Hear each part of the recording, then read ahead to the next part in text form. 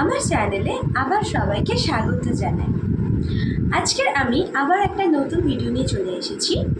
এই ভিডিওতে আমি ডিসকাস করব টেন্স, মানে আমাদের কতগুলো টেন্স হয়, সেগুলো আমরা কিভাবে ট্রান্সলেট করব, তাদের রুলসগুলো কি, সেগুলো আজকের আমি এই ভিডিওতে শুরু করতে চলেছি।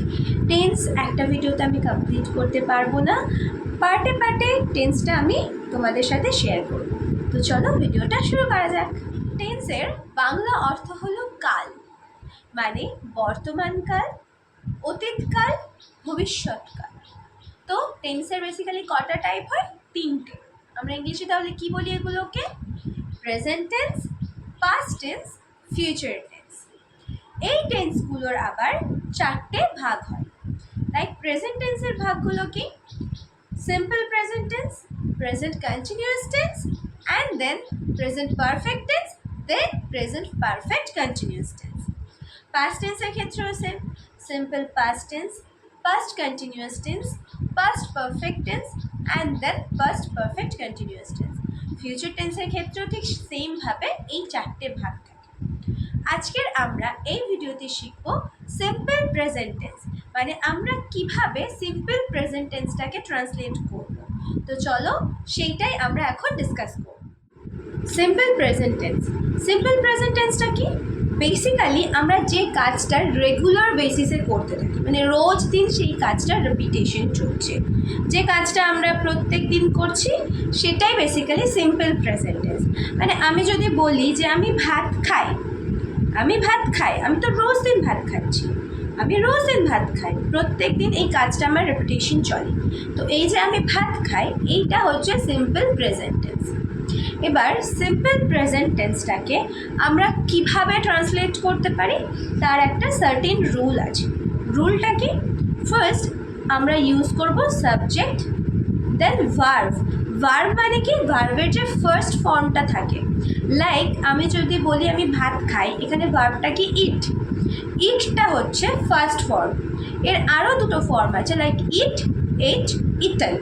তো ইটটা হচ্ছে ফার্স্ট ফর্ম। তো যখন আমরা সিম্পল প্রেজেন্ট টেন্সটাকে ট্রান্সলেট করব, তখন আমরা ভার্বের ফার্স্ট ফর্মটাকে ইউজ করব। দেন কি আসবে? Rest of the sentence. সেন্টেন্সের যে বাকি অংশটা আছে না, সেটা মানে আমরা অবজেক্টটা ইউজ করব। তো প্রথমে কি আসে? সাবজেক্ট। তো আমি ভাত খাই, এই কথাটার মধ্যে সাবজেক্টকে আমি মানে আই। Then verb. ভার্ব মানে কি? ক্রিয়া, কাজ। তো এখানে কাজটা কি? খাই, আমি খাই। তো আই ইট ভাত। পুরো সেন্টেন্সটার মধ্যে এখন পড়ে আছে কি? ভাত। তো ভাতের ইংলিশ কি? রাইস। তো এটা কি হবে? I eat rice. তো চলো সিম্পল প্রেজেন্ট টেন্সটাকে আমরা এখন সেন্টেন্স দিয়ে বুঝি, কিছু সেন্টেন্স দিয়ে আমরা এটাকে ট্রান্সলেট করাটা শিখি। চলো। তো ফার্স্ট আমি যদি বলি তারা ফুটবল খেলে, তারা ফুটবল খেলে। তো তারা রোজ দিন ফুটবলটা খেলে, তারা রেগুলার বেসিসে এই কাজটা করে। তো যখন আমরা রেগুলার বেসিসে কোনো কাজ করি, সেটা কী টেন্স হয়ে যাচ্ছে? Simple present tense. তারা ফুটবল খেলে, এটা আমরা কিভাবে নেব? তারা সাবজেক্ট, খেলে ভার্ব, দেন ফুটবল। তারা খেলে football. They play football. They play football. তোমরা অলরেডি ডু, ডাজ, ডিডের ব্যবহার শিখে ফেলেছ। আমি আশা করছি এই ভিডিওতে আমি আর এটাকে এক্সপ্লেন করছি না। তো তোমাদের জন্য আমি ভিডিওটার ডেসক্রিপশন বক্সে লিঙ্কসটা দিয়ে দেবো, আর যা যা লিঙ্কসগুলো আছে আমি দিয়ে দেবো, তোমরা একটু চেক আউট করে নিও। তো তারা ফুটবল খেলে, এটা কি হলো? They play football. Next sentence, গোলাপের গন্ধ মিষ্টি। মানে বেসিক্যালি এই সেন্টেন্সটা আমরা এইভাবে ধরি, গোলাপ মিষ্টি গন্ধ করে। বাট যখন আমরা এটা কনভে করি, যখন আমরা এটা বলি, তখন কি হয়ে যায়? গোলাপের গন্ধ মিষ্টি। তার মানে কি? গোলাপ গন্ধ মিষ্টি, গোলাপের গন্ধ মিষ্টি। কি হবে? গোলাপ, the roses smell good or nice. Roses smell good. বা যদি একটা গোলাপ থাকে, কি হবে? Rose smells good. Rose smells good. Next sentence, সূর্য পূর্ব দিকে ওঠে। সূর্য পূর্ব দিকে ওঠে। তো সূর্য তো রোজ দিন পূর্ব দিকে উঠছে, তার মানে কি এটা সিম্পল প্রেজেন্ট টেন্স। সূর্য ওঠে পূর্ব দিকে, সূর্য ওঠে পূর্ব দিকে। দ্য সান ওঠে রাইজ, কিন্তু দ্য সান যেহেতু থার্ড পারসন সিঙ্গুলার নাম্বার, আমরা কি ইউজ করব? রাইজেস, একটা এস নিয়ে আসবো। The sun rises in the east, the sun rises in the east. Next sentence আমি যদি বলি সে স্কুলে যায়, সে স্কুলে যায় বা সে প্রতিদিন স্কুলে যায়।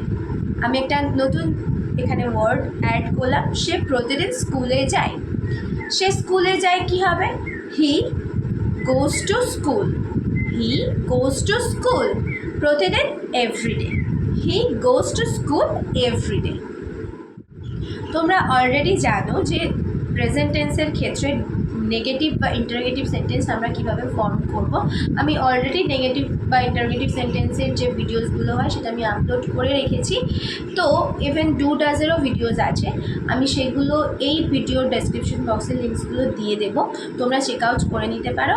আর তোমরা অলরেডি জানো যে সেন্টেন্স কীভাবে ফর্ম করতে হয়, আর আজকে তোমরা ডেফিনেটলি বুঝতে পেরেছো যে সিম্পল প্রেজেন্ট টেন্সটা বেসিক্যালি কী, আর সেটার সেন্টেন্সগুলো আমি কীভাবে ফর্ম করব।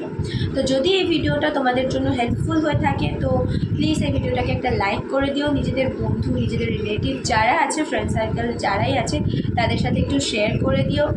আর যদি তোমাদের কোনো ডাউট থেকে থাকে বা কিছু জিজ্ঞেস করা থাকে, কিছু জানার থাকে, তোমরা আমাকে কমেন্ট বক্সে ওটা জানাতে পারো।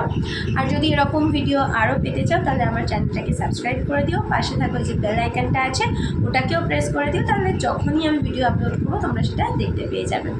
তো থ্যাংক ইউ।